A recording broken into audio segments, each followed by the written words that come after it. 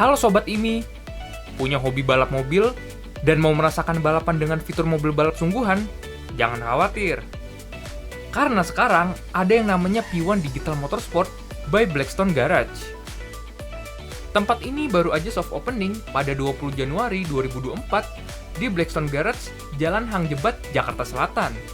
Sebuah tempat yang menjadi tempat nongkrong komunitas dan para pecinta otomotif. Oke, Digital Motorsport ini sebenarnya kita udah mulai dari tahun 2019. Terus kita 2021 kita tutup karena pandemi waktu itu. Kita tutup. Nah sekarang nih 2024 kita buka lagi. Sekarang unitnya bertambah. Ini sebenarnya alat yang baru, alat simulator baru. Kenapa? Karena teknologinya lebih baru. Kemudian jumlahnya ada 12. Oke. Nah targetnya hari ini kita soft launching. Tempatnya berada di Blackstone Garage di Hang Jebat 1 ya, nomor 1. Blackstone Garage ini tempat komunitas otomotif. Di sini ada kafe, ada ini P1, terus kemudian ada restoran-restoran di bawah gitu. Nanti insya Allah bulan depan di tanggal 17 kita mau grand launching dengan full simulator. Digital Motorsport udah menjadi cabang olahraga di FIA sejak tahun 2018. Kalau di Indonesia, Digital Motorsport baru dimulai sejak tahun 2019. Itu berarti siapa saja yang berkiprah dan serius di bidang digital motorsport diakui sebagai atlet e-sport. Gak cuma itu, dari digital motorsport ini bisa dijadiin tempat belajar dari pemula sampai yang expert untuk balapan mobil di sirkuit yang sesungguhnya. P1 ini sebenarnya bukan hanya untuk bermain simulator. Kita dari dulu konsepnya tuh kita punya akademi, namanya Akademi Digital Motorsport Indonesia. Itu langsung di bawah ini dan trainer-trainer yang bersertifikat.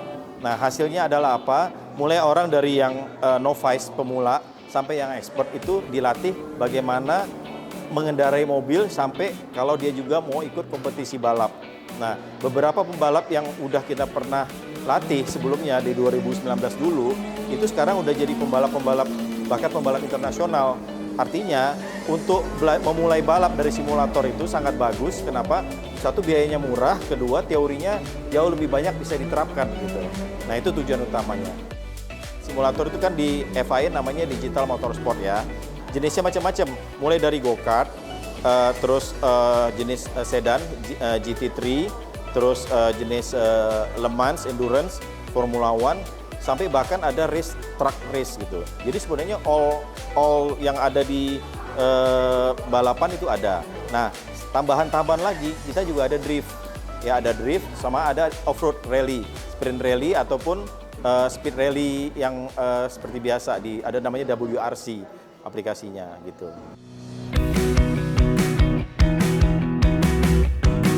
Acara soft opening P1 Digital Motorsport by Blackstone Garage berlangsung cukup seru karena mengundang sejumlah komunitas untuk datang dan cobain. Dari teman-teman komunitas Harley Davidson sampai cewek-cewek penggemar otomotif dan komunitas main cantik. Kira-kira apa ya yang mereka rasain? Aku belum pernah, paling main di games-games yang ada di mall gitu. Wah rasanya seru banget sih, asik banget dan keren banget. Aku senang banget. Wah ini beda banget sih, karena kan kalau ngedrift aku baru belajar gigi 1, gigi 2. Sedangkan di sini ini giginya sampai 6. Jadi kesulitannya ya itu ganti-ganti giginya, aku masih kayak mikir gitu. Kalau misalkan ada belokan gitu, aku harus ganti gigi dulu kan, nggak bisa gigi 6 gitu. Itu sih yang bikin susahnya menurut aku. Tapi asik banget dan ini pengalaman baru buat aku. Oh tadi yang pertama aku juara 4 karena masih percobaan guys. Terus yang kedua juara 4. Terus yang ketiga juara 5 karena nabrak. Kayak gitu sih. Digital Motorsport Indonesia juga udah ada kejuaraannya dari tahun 2019 loh. Dan di tahun 2024 ini, IMI siap menggelar lagi kejuaraan Digital Motorsport berlevel kejuaraan nasional. Nantinya akan ada 5 seri dilakukan secara online. Jadi bisa diikuti peserta seluruh Indonesia. kita punya kejuaraan nasional, namanya IDMC. Itu mulai dari tahun 2019 juga. Nah, tahun ini kita akan bikin 5 putaran untuk kejuaraan nasional. Nah, kejuaraan nasional kita itu sifatnya online ya. Kenapa? Karena seluruh provinsi itu nggak mungkin kita datangin ke sini. Jadi mereka mainnya semua di rumah masing-masing dan itunya kompetisinya online gitu. Daripada penasaran, langsung aja datang ke Blackstone Garage dan cobain sensasi digital motorsport. Caranya gampang banget. Sobat IMI cukup registrasi lewat aplikasi Gaspol by IMI. Ditunggu ya!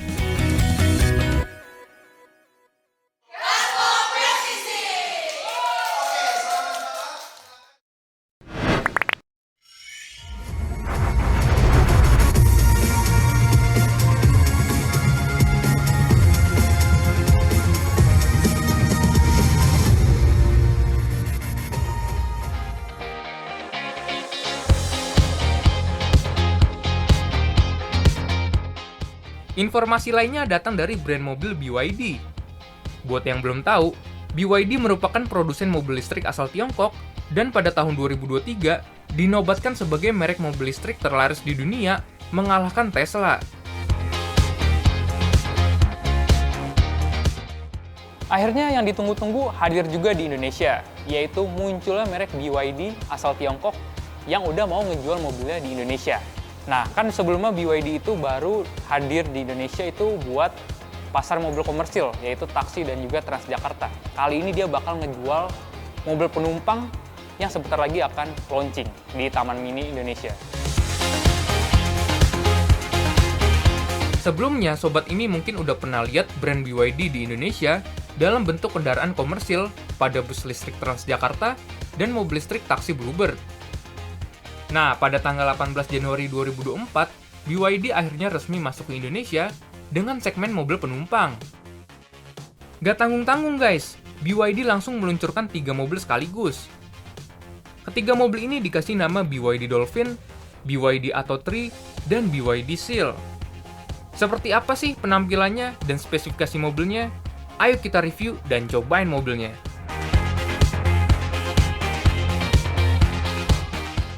Jadi di samping gue udah ada BYD Dolphin. Jadi dia bisa dibilang varian yang termurah lah yang sekarang lagi di launching. Dia itu jenisnya hatchback dan sekarang gue kedapetan tipe paling tinggi. Jadi jarak tempuhnya itu bisa 480 km. Sepertinya ya, tebakan gue nih ya, mobil ini bakal bersaing ketat sama Wuling Bingou. Secara desain abisnya dimensi mobil ini mirip-mirip sama Wuling Bingou.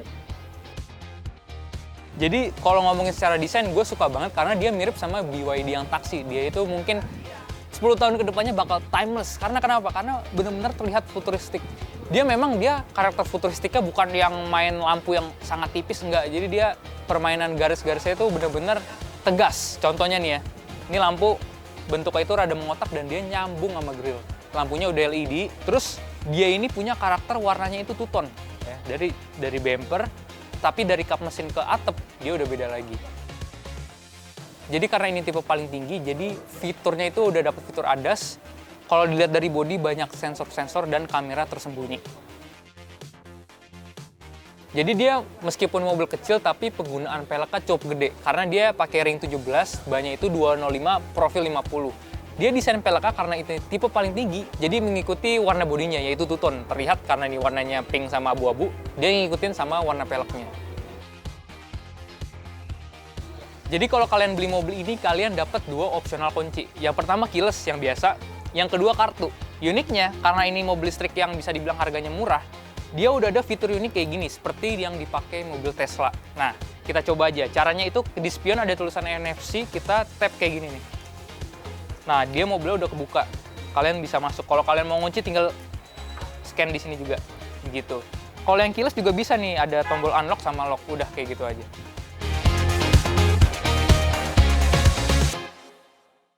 Sekarang kita akan test drive yang BYD Dolphin ya. Jadi dia tipe yang hatchback-nya. Kali ini kita kedapetan trim yang paling tinggi, extend. Dia jarak tempuhnya bisa 490 km.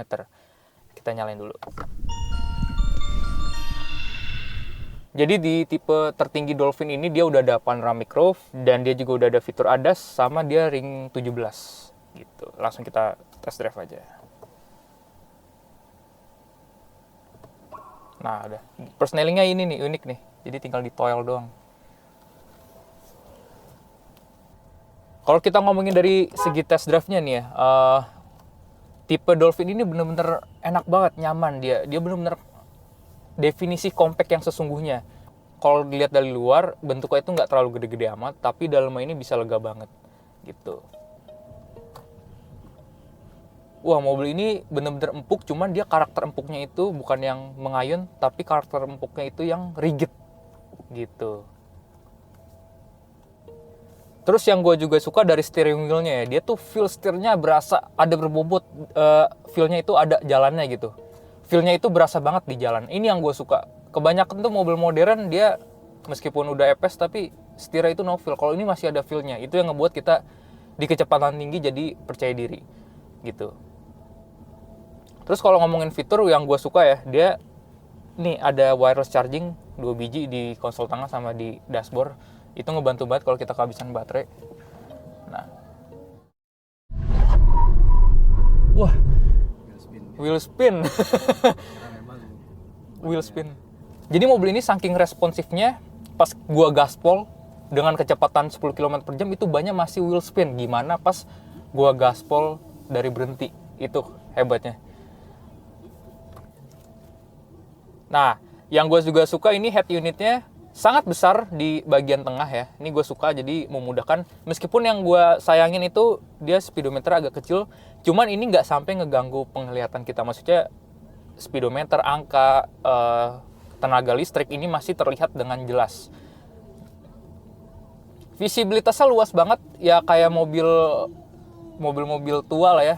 Kebanyakan mobil baru visibilitasnya kurang. Ini visibilitasnya bener-bener luas banget. Gue suka. Mobil ini juga sama-sama gesit ya, dipakai di dalam kota. Jadi dia dari radius puter itu kecil banget, setirnya enteng ya. Dan bodinya compact. Masuk gang, masuk jalan sempit, di perkotaan mobil ini bener-bener lincah banget. Oke, jadi di joknya ini ada ventilated seat. Jadi joknya ini bisa mode panas atau mode dingin tergantung kebutuhan. Dia untungnya joknya udah elektrik dan sebenarnya ini kan bahannya kan kulit sintetis gini ya. Masih lebih baik dibanding merek sebelah karena ini masih lebih cukup halus kalau menurut gue ya. Dan dia headrestnya fix ya, jadi ini model joknya itu kayak mobil balap, jok bucket gitu. Unik sih, gue suka. Sama yang gak kalah menarik ya, dia itu desain dashboard bagus. Jadi kita perjalanan tuh gak bosen mandang desain dashboardnya ini. Bener-bener atraktif dan futuristis juga, gue suka nih. Posisi nyetirnya juga nyaman dan ergonomis ya. Dia itu posisi tangan, posisi kaki itu tersangga dengan baik karena pengaturan joknya lengkap dan ini setirnya bisa tilt dan teleskopik.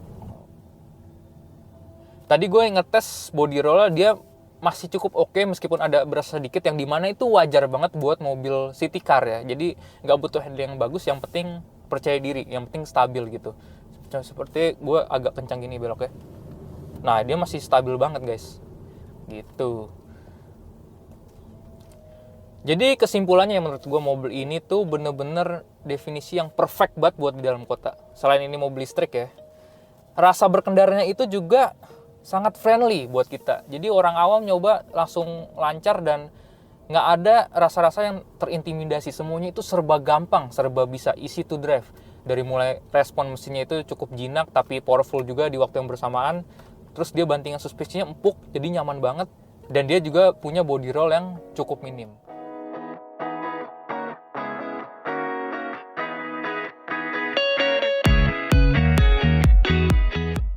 Mobil kedua adalah BYD Atto 3. Ini adalah mobil medium size electric smart SUV yang nyaman dan canggih. BYD Atto 3 dikemas dengan teknologi luar biasa, serta menampilkan desain yang sporty dan aerodinamis.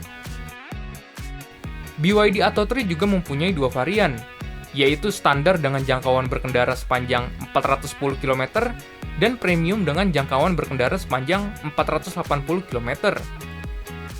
Dari bagian eksterior, BYD Atto 3 memiliki lampu depan dan belakang yang dinamis dan unik, serta memiliki pancaran cahaya yang lebih luas, sehingga sangat meningkatkan visibilitas dan pengalaman berkendara. Karakter sporty pada BYD Atto 3 diperlihatkan melalui roda alloy dan dinamis. Di bagian interior, BYD Atto 3 juga memberikan pengalaman berkendara yang menyenangkan. Kokpit yang futuristik, interior yang luas, kompartemen bagasi yang lebar, panoramic roof, jok kulit, stereo Dyna Audio 12 speaker, dan yang unik adalah memiliki aksen gitar di door trim.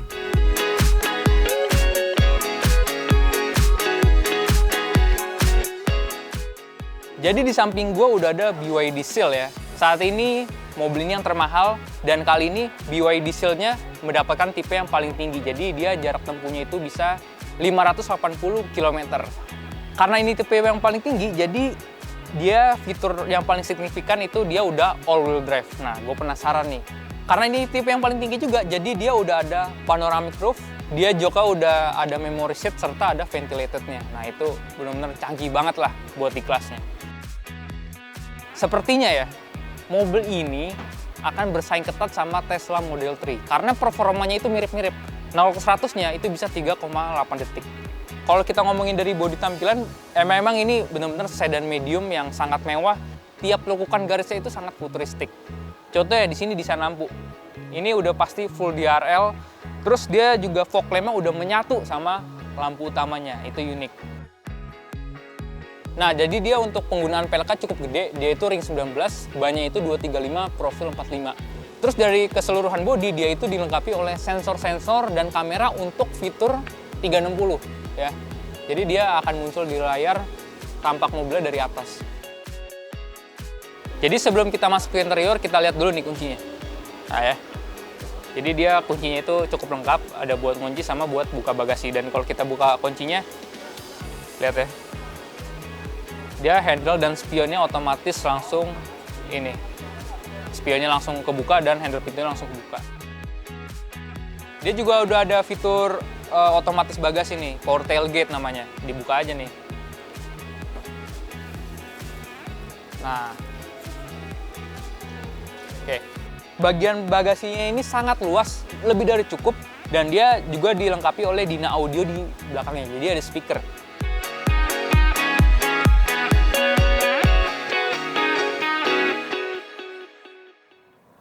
Oke, sekarang kita mau test drive nih BYD Seal. Ini BYD yang sedan dan dia tipe yang paling tinggi. Nah, makanya gue penasaran nih rasanya seperti apa sih dikendarain. Langsung aja test drive. Nah, ini persnelingnya unik ya. Oke. Rem tangannya otomatis ya, Mas? Otomatis. Oke.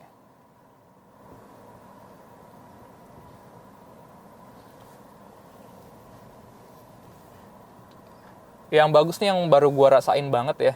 Dia itu meskipun sedan gede, dia radius putarnya cukup kecil, jadi buat penggunaan dalam kota dia cukup gesit. Beneran, jadi ini setirnya enteng sama dia radius putarnya kecil, dan perputaran setirnya itu diputar sedikit itu mobil udah langsung belok. Jadi bener-bener untuk dalam kota, di gang, mobil ini tuh effortless banget. Oke. Gue penasaran dari torsi mobil ini gimana sih, kan ini kan 0-100 bisa 3,8. Tapi sebenarnya treknya cukup pendek, jadi kita nyobanya nggak bisa kenceng-kenceng ya. Iya, jadi torsinya itu bener-bener instan banget, dan pengendara itu harus tangannya megang kencang-kencang setirnya karena takutnya kelepas. Jadi bener-bener sensasinya mirip merek Tesla. Keren-keren. Dan dia dari segi kenyamanan, mobil itu bener-bener nyaman banget, terutama dari bantingan suspensinya. Bantingan suspensinya itu dia empuk, lewat jalan bumpy itu bisa meredam guncangan sangat baik. Jadi bener-bener tipikal mobil yang luxury banget. Kalau ngomongin fitur, ini mobil udah lebih dari canggih menurut gua. Karena kenapa? Dia tersedia wireless charger di sini nih. Ada 2 biji. Sama dia tersedia NFC, mau isi e-tol gampang. Ya. Dan semuanya itu serba digital, dari head unit ya, terus di speedometer, dan dia juga punya head up display. Terus karena ini tipe yang paling tinggi, dia tersedia panoramic roof, dan udah ada ADAS juga, fitur safety yang menurut gua wajib di zaman sekarang ya. Ini karakternya, handlingnya itu rigid, jadi dia setirnya mau dibelokin di kecepatan tinggi, dia bodinya, sasisnya, mobil itu nurut. Jadi bener-bener nggak ada sama sekali gejala body roll maupun hilang kendali gitu. Jok ini cukup canggih, jadi dia bukan cuma elektrik dan memory seat, tapi dia juga ada fitur ventilated. Jadi joknya ini bisa didinginin atau dipanasin. Nah, high BYD, turn on Bluetooth. Bluetooth is already enabled.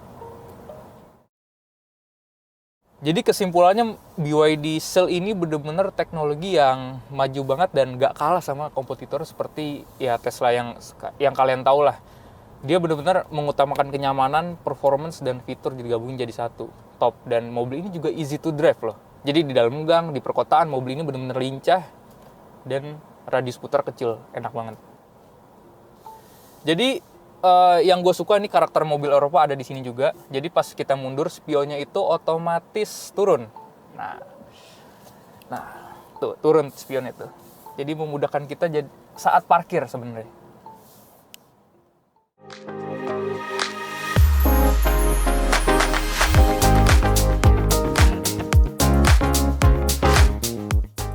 Gimana guys, dari ketiga mobil itu, mana yang paling cocok sama karakter kalian? Tapi kita masih harus sedikit bersabar, karena BYD belum merilis harga ketiga mobil tersebut.